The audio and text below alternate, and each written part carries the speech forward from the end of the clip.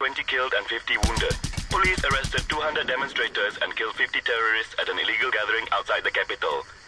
Government installations again came under attack from subversives yesterday, but there are no reports of casualties. Meanwhile, it is the President's birthday, and all will celebrate throughout the day by order of the